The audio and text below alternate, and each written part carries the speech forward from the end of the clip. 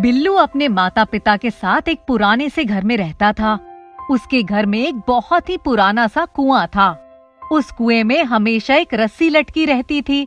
बिल्लू अपने पिता से पूछा, पिताजी, ये कुआं तो खाली है, इसमें तो पानी है ही नहीं, लेकिन फिर भी इसमें रस्सी क्यों लटकी रहती है? अरे कुछ नहीं बेटा, लटकी रहने दो। वह रस्सी से कुछ अपना नुकसान तो नहीं हो रहा है। पर पिताजी, हम इस रस्सी को निकाल कर रख भी तो सकते हैं। अरे बेटा, क्यों उस रस्सी के पीछे पड़े हो? लगी रहने दो ना, क्या फर्क पड़ता है? अरे माँ, जब भी मैं अपने दोस्तों के साथ कुएं के आसपास खेलता हूँ, ये रस्सी बार बार हमारे पैरों में आती है और मैं गिर जाता हूँ। अरे तो तुमको संभल कर खेलना चाहिए ना। बिल्लू अपने माता पिता की बात सुनकर चुपचाप चला जाता है और थोड़ी देर बाद फिर से अपने दोस्तों के साथ खेलने के लिए आ जाता है। फिर वही होता है, खेलते खेलते रस्सी बिल्लू के पैरों में फंस जाती है और बिल्लू गिर जाता है। बिल्लू सोचता है कि मैं आज खुद ही सारी रस्सी बाहर खींच लेता हूँ और इसे कहीं छिपा कर रख दूंगा। ये सोचकर बिल्लू रस्सी खींचना शुरू कर देता है। उसे लगता है थोड़ी देर में पूरी रस्सी कुएं से बाहर आ जाएगी और वह उसे छुपा कर रख देगा। लेकिन ये क्या, वह रस्सी खींचता रहता है, लेकिन रस्सी तो खत्म होने का नाम ही नहीं लेती। तभी बिल्लू के माता पिता उसे देख लेते हैं और कहते हैं कि ये क्या कर रहे हो, और बिल्लू के सभी दोस्तों को अपने अपने घर जाने को कहते हैं। हमने तुम्हें मना किया था ना इस रस्सी को मत छूना, फिर भी तुमने इस रस्सी को बाहर निकालने की कोशिश की। हाँ माँ, पर ये बताओ, ये रस्सी खत्म क्यों नहीं हो रही है? मैं इसे खींचता जा रहा हूँ, पर ये खत्म होने का नाम ही नहीं ले रही है। क्योंकि ये कोई मामूली रस्सी नहीं है, ये जादुई रस्सी है। जादुई रस्सी? हाँ, जब मैं छोटा था तब मैं खेलते खेलते इस कुएं में गिर गया था। जैसे ही मैं कुएं में गिरा तो मुझे देखकर मेरी माँ जोर जोर से रोने लगी और मेरे पिताजी मुझे बचाने के लिए यहाँ वहाँ रस्सी ढूंढने लगे, लेकिन उन्हें कुछ भी उपाय सूझ नहीं रहा था। तभी वहाँ पर पास में एक गाय बंधी हुई थी। मेरे पिताजी को कुछ समझ नहीं आया और उन्होंने जल्दी से उस गाय की रस्सी खोलकर कुएं में डाल दी। वह रस्सी बहुत ही छोटी थी। माँ ने उनसे कहा था, इतनी छोटी रस्सी को इतनी नीचे कैसे ले जाओगे? लेकिन जैसे ही मेरे पिताजी ने वह रस्सी कुएं के ऊपर बांधी और मुझे लेने के लिए कुएं की तरफ बढ़े, वह रस्सी अपने आप ही बढ़ती गई और वे मुझे बचाकर कुएं से बाहर ले आए। तभी से ये रस्सी इस कुएं में लगी हुई है। तब से इस रस्सी को किसी ने भी नहीं निकाला है। हम में से कोई नहीं जानता कि ये जादुई रस्सी यहाँ कैसे आई और ये जादुई रस्सी का राज क्या है। बस जब भी हमारा परिवार किसी मुसीबत में होता है या किसी बहुत चीज की आवश्यकता होती है तो हम इस रस्सी से मांगते हैं और इस कुएं में से वह जरूरी चीज हमें मिल जाती है। क्या आप सच कह रहे हैं पिताजी? ये रस्सी जादुई है? हाँ बेटा, मैं सच कह रहा हूँ। ये मामूली रस्सी नहीं है, ये जादुई रस्सी है। तुम अब कभी भी इस रस्सी को निकालने की बात मत करना और खेलते समय इस बात का बहुत ध्यान रखना कि कभी भी ये रस्सी तुम्हारे पैरों में नहीं आए और हमेशा इस रस्सी का आदर सम्मान करना। बिल्लू रस्सी को एक टक देखता रहता है कि ये किस तरह की जादुई रस्सी है और अपने पिताजी से कहता है, पिताजी, क्या आप मुझे इस जादुई रस्सी का जादू दिखा सकते हैं? हाँ, क्यों नहीं, बताओ तुम्हारी क्या इच्छा है? पिताजी, मैं पूरे गांव में अकेला पैदल पैदल घूमता हूँ। मेरे सारे दोस्तों के पास एक साइकिल है। क्या आप मुझे एक साइकिल दिलवा सकते हैं? बिल्लू के पापा रस्सी कुएं में डालते हैं और थोड़ी देर बाद रस्सी से बंधी हुई एक बहुत ही सुंदर साइकिल ऊपर आती है। अब तो बिल्लू के आश्चर्य का कोई ठिकाना ही नहीं रहता।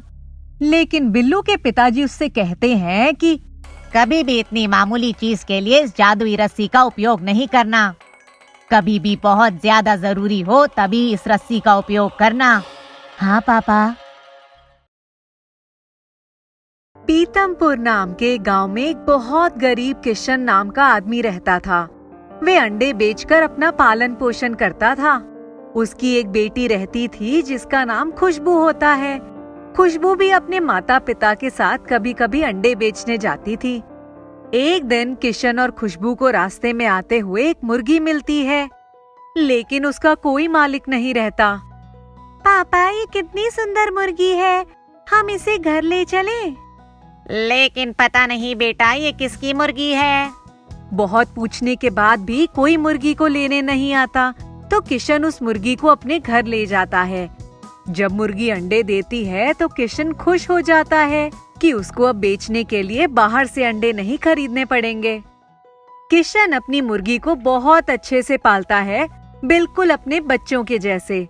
और खुशबू भी उस मुर्गी के साथ बहुत खेलती है। लेकिन एक दिन उसकी मुर्गी बीमार हो गई तो किशन बहुत परेशान हो जाता है। हे भगवान, अब मैं क्या करूँगा? अगर मेरी मुर्गी को कुछ हो गया तो मेरा घर कैसे चलेगा? और मुर्गी तो मेरे बच्चे जैसे थी, ये घर तो सूना हो जाएगा। मुर्गी को किशन की परेशानी देखी नहीं जाती। थोड़ी देर बाद में बीमार मुर्गी एक अंडा दे देती थी जो सोने जैसा चमकता है। और मुर्गी किशन को कहती है, ये एक जादुई अंडा है, इसे संभाल कर रखना। इस अंडे से रोज तुम्हें 50 अंडे मिलेंगे, जिसे तुम बेचकर अपना काम चला सकते हो। लेकिन इसका गलत इस्तेमाल मत करना। ये अंडा हर परेशानी में तुम्हारा साथ देगा और जो मांगोगे वह देगा। इतना कहकर मुर्गी मर जाती है। मुर्गी जैसा कहती है वैसा ही होता है। उस अंडे से रोज 50 अंडे किशन को मिलने लगते हैं। अब किशन का घर बहुत आराम से चलने लगता है। एक दिन खुशबू की तबीयत बहुत खराब हो जाती है। अब किशन को कुछ समझ नहीं आता। उसको मुर्गी की बात याद आती है कि मुर्गी ने कहा था ये अंडा हर परेशानी में साथ देगा। वे अंडे के सामने अपनी परेशानी बताता है। मुझे खुशबू के माथे पर लगा दो, वह ठीक हो जाएगी।